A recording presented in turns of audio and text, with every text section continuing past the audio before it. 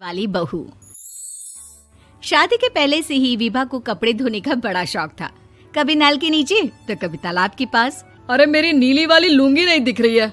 विभा की अम्मा कहाँ रखी है लुंगी? अरे वो तो विभा ने परसों ही धोकर रखी थी आपकी अलमारी में, देखो वहीं होगी।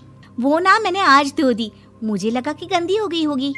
अरे कैसे गंदी हो गई थी, उसे तो मैंने पहना भी नहीं। हे भगवान, इस लड़की के कपड़े धोने की आदत से परेशान हो गया हूँ मैं। जितना तो घर में राशन नहीं आता उससे कहीं ज्यादा डिटर्जेंट पाउडर का खर्चा है।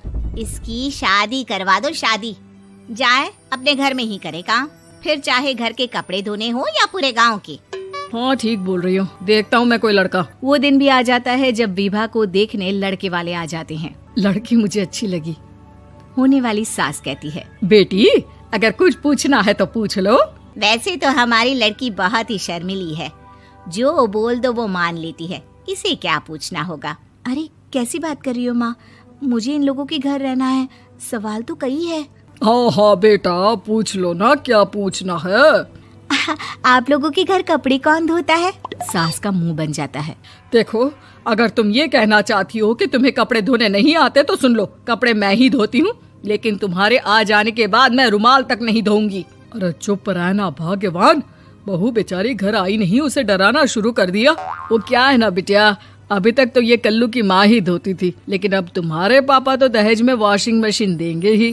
तभी विभा की माँ बोल पड़ती है, सवाल भी पूछा तो क्या। वैसे भाई साहब, मशीन की तो फिर भी कपड़े धोने की कैपेसिटी होती है। मतलब जो बिटिया दे रहे हैं ना विभा, इसे कपड़े धोने का बहुत शौक है। ये आप लोगों के क्या, आस पड़ोस गांव मोहल्ले सबके कपड़े धो दे और उफ तक ना करे। बाहर देखा नहीं आपने कितने कपड़े सूख रहे हैं, सब हमारी बिटिया ने ही तो धोए हैं। बस भी करो ना माँ, शर्म आ रही इतनी तारीफ सुनकर। और तो और एक दाग निकाल कर दिखाओ तो मान जाओ। हाँ अच्छा माफ करना बेटा, मैंने गलत समझा, हमें तो रिश्ता बहुत पसंद है। और ऐसे जुड़ जाता है रिश्ता कपड़े धोने का शौक रखने वाली विभा का। उसकी शादी हो जाती है कोयला फैक्ट्री में काम करने वाले कल्लू के साथ। शादी के बाद अचानक विभा चिल्लाती हुई सास के पास आती है। सासू माँ, अरे सासू माँ कहाँ है आप? ये तो धोखा है, धोखा दिया आप लोगों ने मुझे। इसे ससुर के चक्कर के बारे में पता चल गया। अरे तो उसमें तुझे क्यों धोखा मिला है? अरे नल में पानी नहीं आता, कपड़े कैसे कब धुलेंगे? अच्छा तू पानी नहीं आ रहा उसकी बात कर रही है। तो आपने क्या सोचा? कुछ नहीं। अच्छा तेरी माँ ने कहा था कि कपड़े धोने का शौक है तुझे, याद आया मुझे।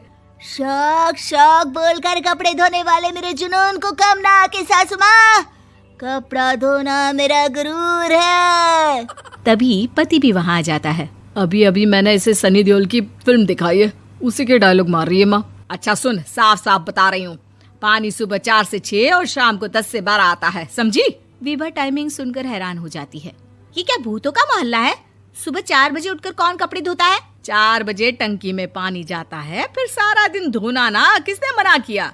अरे कैसी बात कर रही हैं? 200 लीटर की टंकी में कितने कपड़े धो लूंगी मैं, सुबह ही उठ जाऊंगी मैं। अब क्या था, विभा सुबह 4 से लेकर रात के 12 बजे तक कपड़े ही धोती रहती। एक रोज सास पड़ोस से निकलकर कहीं जा रही होती है कि साथ वाली कहती है, हाँ कल्लू की माँ, जरा ये बताओ कि 2 साड़ी है, 2 ब्लाउज और एक पेटीकोट और एक नाड़े वाला लंबा कच्छा। हाँ तो? अरे तो क्या, कितना लोगी धुलाई ये बताओ। धोबन दिख रहे हैं हम क्या?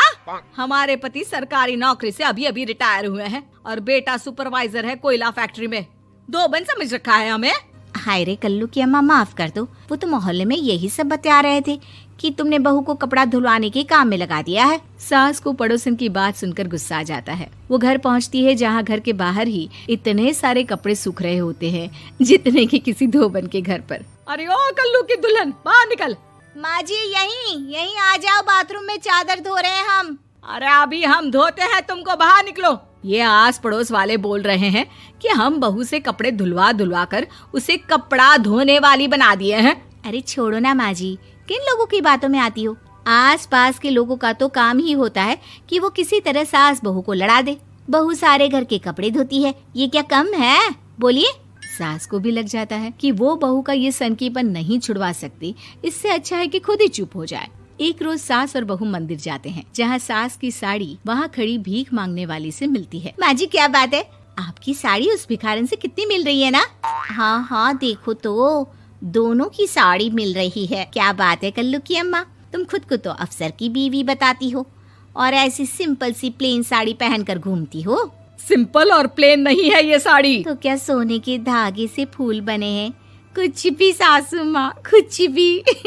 हाँ बने थे इस साड़ी में सोने के धागे से फूल। मेरे पति लेकर आए थे मद्रास से स्पेशली मेरे लिए 10,000 की। ताहे भाई साहब इस भिखारन के लिए भी सेम टू सेम साड़ी लेकर आए होंगे 10,000 की। सास उस वक्त तो कुछ नहीं कहती, लेकिन बहू के साथ घर आती है और अलमारी से एल्बम निकाल कर लाती है। ये साड़ी देख रही है, ये वही साड़ी है जिसे मैंने अभी पहना था। इस साड़ी में ये जो चमकदार फूल दिख रहे हैं ना, ये सोने के धागों से काढ़े गए हैं। लेकिन तू लोकल वॉशिंग मशीन ब्रश से घिस घिस कर सारे फूलों को निकाल कर साड़ी प्लेन कर दी। मुझे माफ कर दीजिए सासू माँ। और तो और, जब मैंने तुझे तेरी गलती के लिए कुछ नहीं कहा, लेकिन तूने तो सबके सामने मेरा मजाक ही बना दिया। क्यों? बहू को समझ में आ जाता है कि अब से उसका कपड़े धोना बंद।